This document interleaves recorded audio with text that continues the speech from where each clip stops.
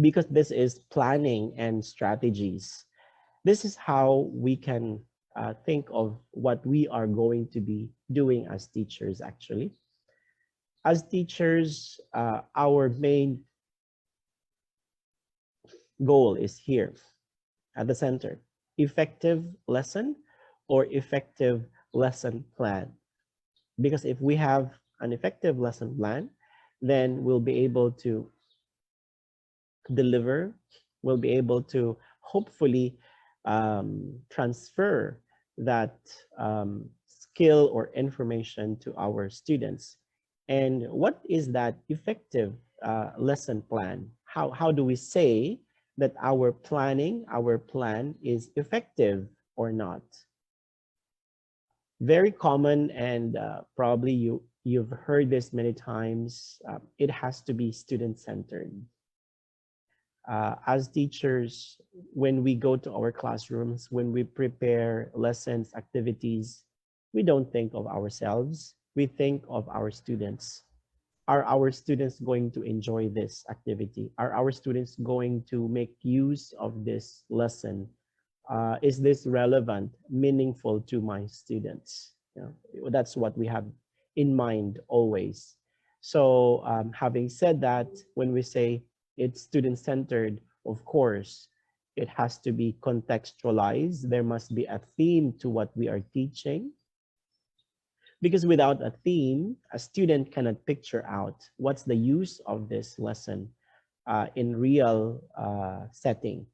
For example, if you're teaching, if part of your teaching, for example, is let's say present perfect, you know, if that is your grammar focus for that particular lesson, then how do you contextualize that present perfect? So you must bring in a theme, a scenario, in order for that present perfect to be concretized for students to be able to imagine. So we bring in, for example, travel experience. That is how we make use of present perfect, right? To talk about travel experience. So that is your contextualization. Travel experience of probably students who are in Arequipa, because if you are teaching in Arequipa, then localization comes in because travel experience of students who are in Arequipa may have a different experience from those students who maybe are living in Lima, in the main city, in the capital city. So we have to also localize it in order to make, again, our students make it feel useful, meaningful, and relevant to them. Because if we will just present to them a lesson, yes, it is student-centered and talking about travel experience, but if we are talking about travel experiences of someone else's travel experience, it may not be meaningful to them. So they will not, and probably they are not going to participate as much, you see. In my previous workshop with teachers from Peru, so one teacher shared her experience about, what was that? Talking about landmarks. So instead of presenting landmarks, the Eiffel Tower, the Big Ben, the Sydney Opera House, so she made use of the landmarks that students see in Arequipa, the beautiful buildings, the old ancestral houses, you know, and that is more meaningful to students. So they're willing to talk about it because they've seen it with their own eyes. So that's localization. That's contextualization. And that is, we do that because, again, we have in mind our students. Another element of an effective lesson plan or a plan, you must have a clear and consistent structure. When we say clear and consistent structure, as I have shared earlier, you don't just begin your class with a song because you like singing, or you don't just play games because you are not prepared maybe, and you want students to have a little time to play, and then while you are thinking of what to do next or first. So the lead in, for example, is your way to warm up, to introduce the topic in a way that would arouse students' interest and curiosity. You also have to have like an assessment in that particular lesson. That's part of it. The assessment, feedback, um, assessment or feedback. You may also have that part of your structure in your teaching. And well, if I'm going to make use of the materials provided to me by uh, some of the teachers in Peru, because you were giving students the what do you call it in uh, I forgot the exact translation of it in English, but studying at home material during pandemic. So there was part of it that is related to reflection.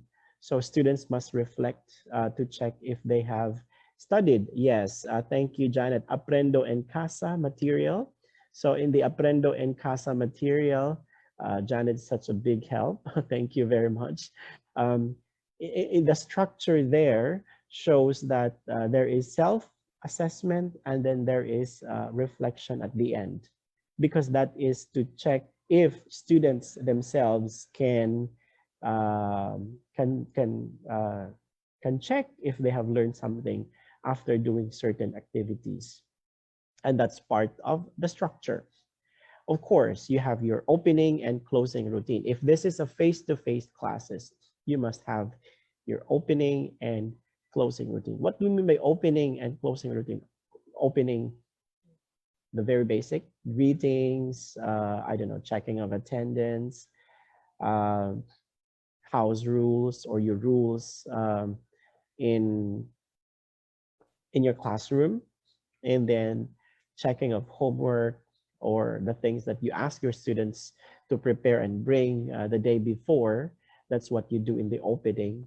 And then in the closing, part of the closing routine must be probably giving of homework, or giving rewards, to those students who participated, who were very active in your class, giving them reward, recognizing them, or the opposite, the punishment to those who were not able to participate or who were a little bit naughty in your class. So you have to also show to other students that you are serious with what you are doing.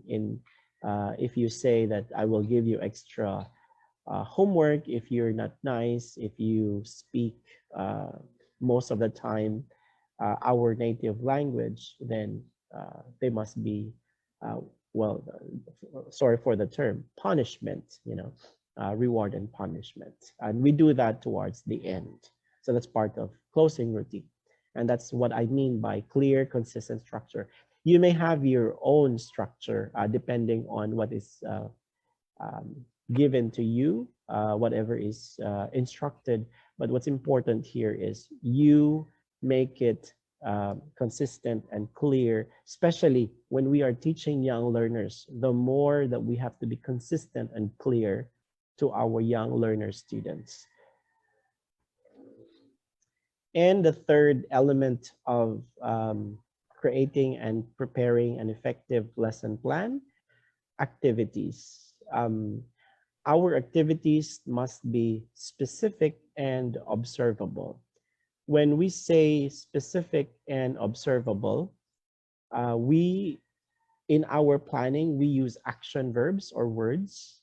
Let's say teacher, let's say, divides the class into two groups. Each group shares ideas about a certain picture, or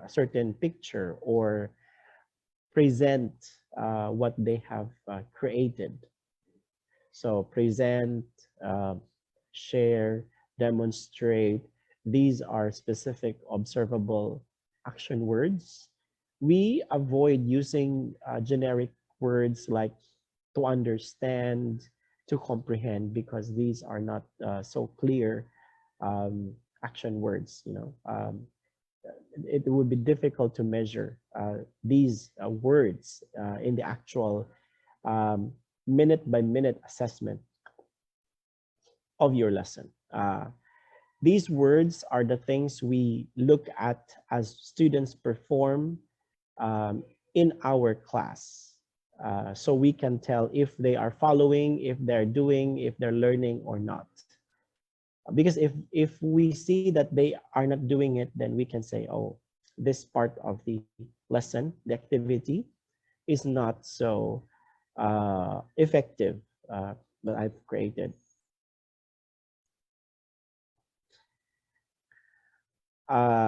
Yes, Antoinette. Later, I'll be showing how we can do this later when we see some lesson plans later. Thank you for reminding me of that. And part of our activities, make it specific, it has to be time bounded. The lesson activities we create must have time limit. It's not good that yes, students are enjoying the activity we prepared, but it's not again good that we just let them do it for the sake of them doing it because they like it. There must be a limit to that, because if you allow students to play too much, they might also be out of track to the lesson that we have prepared for them. There is proper timing to everything. For example, lead in or warm up activities should just be around 5 to 7 minutes. Um, a particular vocabulary or grammar presentation must not be more than 5 to 7 minutes. See, it has to be fast. Um, for example, reading, if it's going to be reading for gist or the overview or the skimming part of the reading, it has to be fast, like 1 to 2 minutes. And then scanning, that is the second part of the reading, reading to scan some information, that should be around not more than 5 minutes also.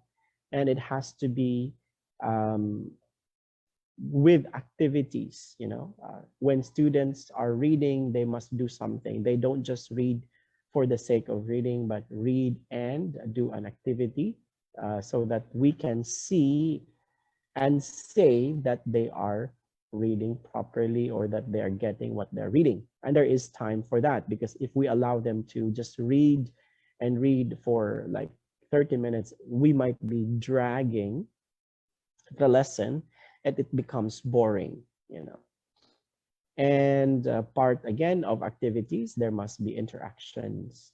Hopefully, when we say interaction, it is a balance between teacher and students interaction and students to students interaction. When the teacher is giving the instruction in giving the activity, that is teacher to students. And then when students are doing the activity, that becomes students to students interaction. And when students are answering or giving the teacher the feedback, the output, that becomes students to teacher interaction. And it must be in that sequence, or at least generally a balance of that. Teacher to students, students to teacher, students to students. In a way, this would make your class more communicative. Um, Again, maybe I am too idealistic. Maybe you may say, but that's difficult to know, to do if your students are beginner students. They don't like to speak in English. They're afraid, for example, etc. Well, at least you make use of, for example, we have what we call um, ICQ, instruction check questions.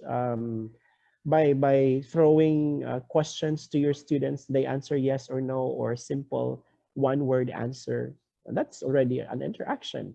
Or during your input session with them, you might want to do CCQ, concept check question, for example. So you ask them some question to elicit their understanding of what you are presenting, for example, a vocab or a grammar that is answerable by yes or no. And yes, Janet, also with critical thinking, of course, we that's part of the activities that we prepare to our students. So our activities are arranged from simple to complex, from easy to difficult, because we want to. The ultimate goal is develop our students' critical thinking. We don't just present picture and spoon feed our students with vocabulary. We don't give them everything, um, like serve it like in a silver platter. They must also make use of their own thinking analysis. Yes, that's part of the activities that we give our students. So that's how we arrange our activities. That's how we prepare activities from simple to complex, from easy to difficult. Because again, as what Janet suggested in the chat box, it should be developing students' critical thinking. And yes, I agree with that. That's correct. And that's part of our effective lesson planning. Now, all these things, if you see the bigger circle, this is according to what is required by school. When we say required by school, or maybe required by your Ministry of Education, required by your institution, this is because this is what's in the syllabus, or this is what's in the learning experience that you are taught. This is what's this is the what the competency is telling you to use, or the approaches and the methods. You see, so uh, we are not just going to be creating a plan based on our own thinking and decision. There is a reason behind it. That's what we are saying by this bigger circle. Um, that is encompassing all three elements of lesson planning. And as teachers, I hope this is clear to all of us when we make our plan, that these things must go together. That's why they are overlapping.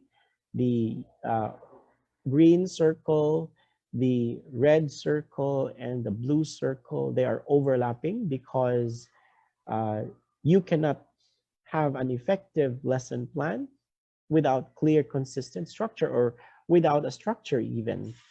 And you cannot have an effective lesson plan or plan if you don't think of your students. If there's no this, if this blue circle is not here, only the two circles, you cannot have an effective lesson plan without the red circle, without activities that's specific and observable.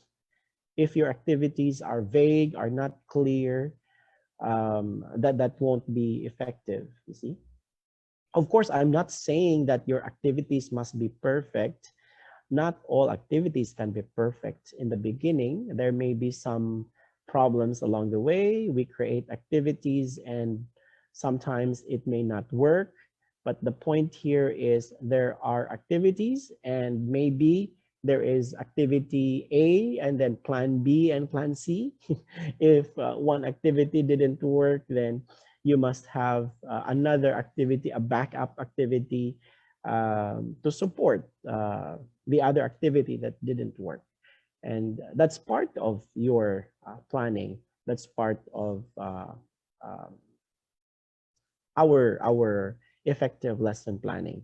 Um, anticipating of problems that may come along the way, both on the part of the students and the part of the teacher, right? So quite a lot, right? So much to think about when we, and this is just to create one lesson plan. And this is just to create one session, one period of a lesson plan. And you do this to all your classes, and you do this uh, to all your classes for the whole week, for the whole month, to the whole year or school year. This is quite challenging when you are starting as a teacher. But if you already have made one or two of these, then it will be recycled. You can just use it in other classes. You can just tweak and modify a little bit because you have already prepared these before. If it's going to be your second day or second, not second day, but second year of teaching, for example. So I was very serious and very particular with my lesson planning during my first few years in teaching. But when I was already using the same material over and over again, then I kind of relaxed a little bit because I already have my materials with me. I I organize them. I put them in certain envelopes and folders. I can just pull them out and use them or print them from my computer. So that's part of, again, planning and strategizing. As teachers, when we plan and strategize, we have to make sure that we don't burden ourselves. We don't burden ourselves in doing the activities for our students or speaking in front of our students, even because it's our students who should be um, practicing the language. When we are teaching, that's why we make use of students to students interaction, so that there will be more of student talk time rather than teacher talk time. So we control. So that's part of classroom management, our talk time. We are passing it on to our students. So we only make use of our uh, teacher talk time when we give our students instructions, when we check students' understanding of our instructions, when we give them feedback, or when students ask us questions and we answer their questions. You see, and all these, if we follow, I know this is ideal, but if we can follow this model, then yeah, we can be assured of an effective lesson plan. It may not be perfect right away. It may not be as it is. It may not be as we plan it to be, but we hope that we can try it. So, yeah, I hope these things are clear to all of us.